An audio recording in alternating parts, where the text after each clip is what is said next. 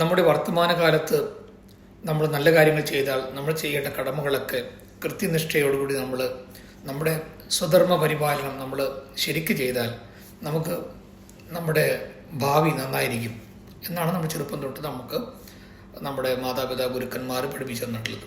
നമ്മൾ സ്കൂളിൽ പോകുന്ന കാലത്ത് നന്നായി പഠിച്ചാൽ നല്ല മാർക്ക് കിട്ടും. നല്ല മാർക്ക് കിട്ടിയാൽ ഇനി വീണ്ടും ഹയർ എഡ്യൂക്കേഷനിലേക്ക് പോകാം.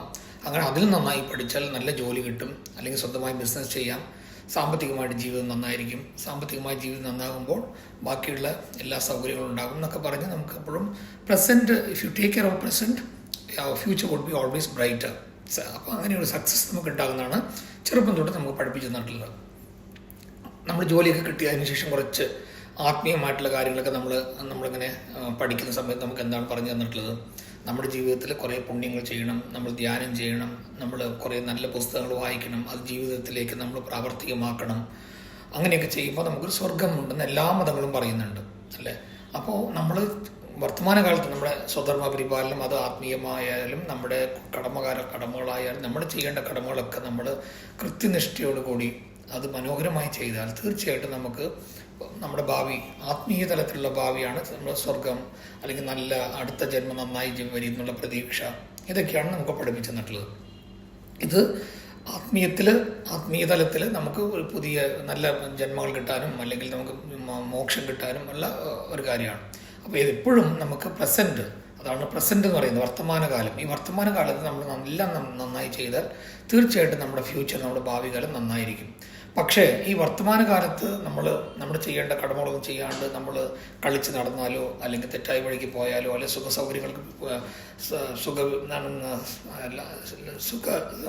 സുഖങ്ങൾ തരുന്ന പല തെറ്റായ വഴികളിൽ കൂടെ പോയിട്ടുള്ള സുഖങ്ങൾ, ആ വഴിക്കുള്ള പോയിട്ട് ജീവിതം നശിപ്പിച്ചാലോ അത് കഴിഞ്ഞാൽ നമുക്ക് ജീവിതം കിട്ടില്ല, നല്ല ജീവിതം ഉണ്ടാവില്ല എന്നുള്ളതിൽ പലർക്കും നമുക്കറിയാം. ഒന്നിൻ്റെ ചില ആൾക്കാർക്ക് അസുഖം വരാം, അല്ലെങ്കിൽ ഷീട്ട് കളിക്കുന്ന ആൾക്കാർ പണം നഷ്ടപ്പെട്ടു പോകാം, കള്ളുടിക്കുന്ന ആൾക്കാർ ലിവർ പോകാം, അല്ലേ?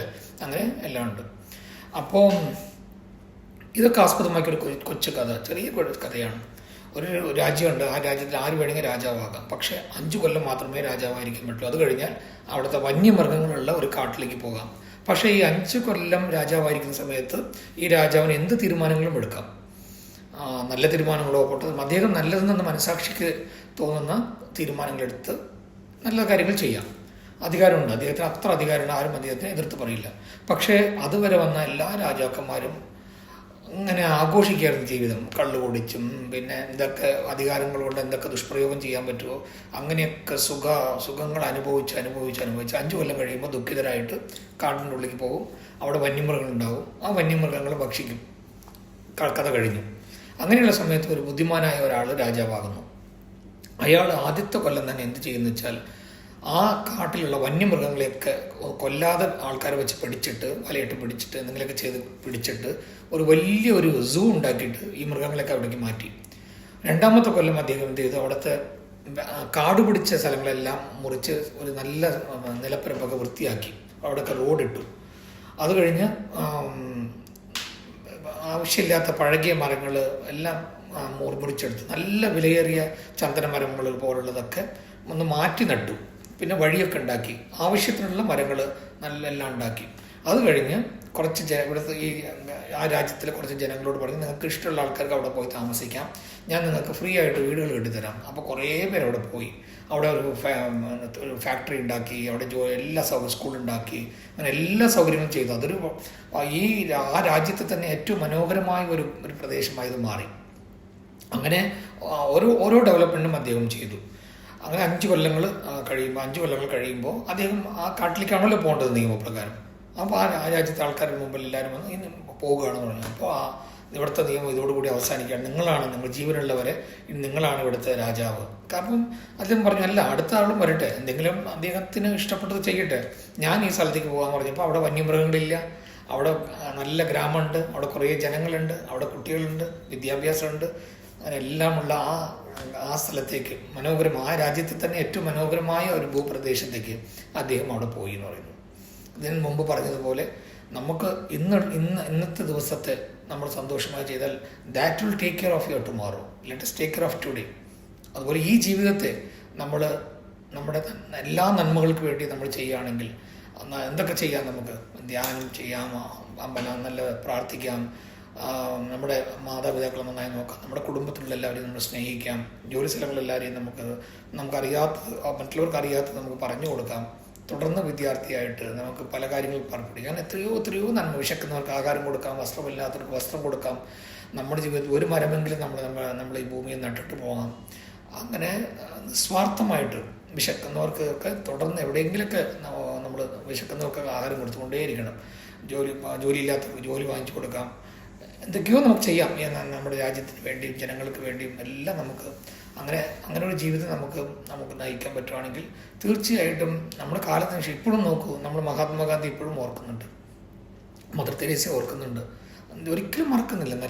നന്മ നിറഞ്ഞ മനസ്സുകളൊക്കെ അവർ ദൈവങ്ങളായിട്ട് നമ്മുടെ മനസ്സിലുള്ളവരെല്ലാം നമ്മുടെ കാരണവന്മാർ ഇമ്മീഡിയറ്റ് ആയിട്ട് നമ്മൾ കണ്ട ദൈവങ്ങളാണ് മാതാപിതാക്കൾ. നമ്മുടെ ചില ഗുരുക്കന്മാരൊന്നും അവരില്ല. അവരൊന്നും ഇല്ലെങ്കിൽ നമ്മളൊന്നും ഇല്ലല്ലോ. നമ്മുടെ അച്ഛനും അമ്മയും നമ്മുടെ ഗുരുക്കന്മാരും നമ്മുടെ സഹോദരന്മാരും നമ്മളെ സ്നേഹിച്ചവർ, നമുക്ക് സഹായിച്ചവർ, നമ്മളോട് കരുണ കാണിച്ചവർ, അവരൊന്നും ഇല്ലെങ്കിൽ നമ്മളില്ല. അതുപോലെ നമ്മളും ആരുടെങ്കിലൊക്കെ മനസ്സിൽ നമ്മളുണ്ടാകണം. ഞാൻ ഇടയ്ക്ക് പറയാറുണ്ട്, ആരെങ്കിലൊക്കെ ജീവിതം മതിയാക്കാൻ തീരുമാനിക്കുന്ന സമയത്ത് വേണ്ട, ഒരാളുണ്ട്, ആ ആളുടെ മനസ്സ് നമ്മൾ വേദനിപ്പിക്കരുത് എന്ന് വിചാരിച്ച് ആ തെറ്റായ തീരുമാനത്തിൽ നിന്ന് ഒരു വ്യതിചലനം കിട്ടുകയാണെങ്കിൽ അവരുടെ മനസ്സിലുള്ള ആ മനുഷ്യൻ തീർച്ചയായിട്ടും ദൈവത്തിന് സമമാണ്. അങ്ങനെ നമ്മൾ എത്ര പേര് മനസ്സിലുണ്ടെന്ന് നമുക്ക് തന്നെ ആലോചിക്കാം. കുറേ പേര് സന്തോഷമായി ജീവിക്കാനായിട്ട് നമ്മളൊരു കാരണമായേക്കാം. ക്ഷമിക്കാൻ മറ്റുള്ളവരെ, മനുഷ്യരല്ലേ, അവരറിയാതെ പറഞ്ഞു പോകുന്നതാണ്, തെറ്റിദ്ധരിച്ച് പറഞ്ഞു പോകുന്നതാണ്.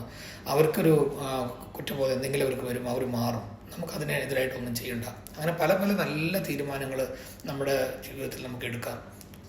തുടർന്ന് അവസാന ശ്വാസം വരെ നല്ല കാര്യങ്ങൾ ചെയ്യുക, നല്ലത് പറഞ്ഞു കൊടുക്കുക, നല്ല എന്തെല്ലാം ഉണ്ടോ ആ നന്മകളെല്ലാം ചെയ്ത്. നമ്മുടെ ലോ ഓഫ് കർമ്മ ഒക്കെ പഠിക്കുമ്പോൾ നമ്മൾ പറയും സഞ്ചിത കർമ്മമുണ്ട്, പ്രാരാബ്ധ കർമ്മമുണ്ട്, അതൊക്കെ ഉണ്ടായിക്കോട്ടെ. പക്ഷെ നമുക്ക് ഒന്നുണ്ട്, ഇപ്പോൾ ഇനിയുള്ള ശിഷ്ടകാലം നമുക്ക് പുണ്യങ്ങൾ ചെയ്യാം, നമ്മുടെ എല്ലാ ഡെബിറ്റും ക്രെഡിറ്റായിട്ട് മാറ്റാം. അതിനുള്ള നല്ലൊരു ലോ ഓഫ് കർമ്മയൊക്കെ വളരെ നല്ല തിയറിയാണ്. നമുക്ക് പനിഷ്മെൻ്റ് ഒന്നും. ഇനിയുള്ള ശിഷ്ടകാലത്ത് നമുക്ക് എല്ലാം നല്ലത് ചെയ്യാമല്ലോ. എന്തെല്ലാം നമുക്ക് ചെയ്യാൻ പറ്റുമോ നന്മകൾ അത്രയും നമുക്ക് ചെയ്യാം. നമ്മുടെ വേദനിപ്പിച്ച ഒരാൾക്ക് ഫോൺ ചെയ്തിട്ട് പോട്ടെ, ഞാനത് മറന്നടോ, ഞാൻ എന്തിനൊക്കെ മനസ്സിലാക്കില്ല, നീ അറിയാണ്ട് പറഞ്ഞതല്ലേ എന്ന് പറയുമ്പോൾ അവൻ്റെ മനസ്സിലൊരു അമൃതം കിട്ടുകയാണ്, ഹൃദയം മുഴുവൻ സന്തോഷം കിട്ടുകയാണ്. നമുക്ക് മറ്റൊരു ക്ഷമിക്കുമ്പോൾ. അല്ലെങ്കിൽ നമ്മൾ തെറ്റ് ചെയ്തിട്ടുണ്ടെങ്കിൽ സോറി, ഞാൻ അറിയാണ്ട് അങ്ങനെ പറഞ്ഞു പോയി, നമുക്ക് രണ്ടുപേർക്കും മാത്രം രഹസ്യമായിക്കട്ടെ ഈ ഫോൺ കോൾ, ഞാൻ അറിയാണ്ട് അങ്ങനെ പറഞ്ഞു പോയതാണ്, ഈ കാരണങ്ങൾ കൊണ്ടാണ് ഞാൻ പറഞ്ഞത്, ക്ഷമിക്കുന്നുണ്ടോ ഒരാളോട് നമുക്ക് പറയണമെങ്കിൽ നമുക്ക് പറയാം, സന്തോഷമായിരിക്കാം.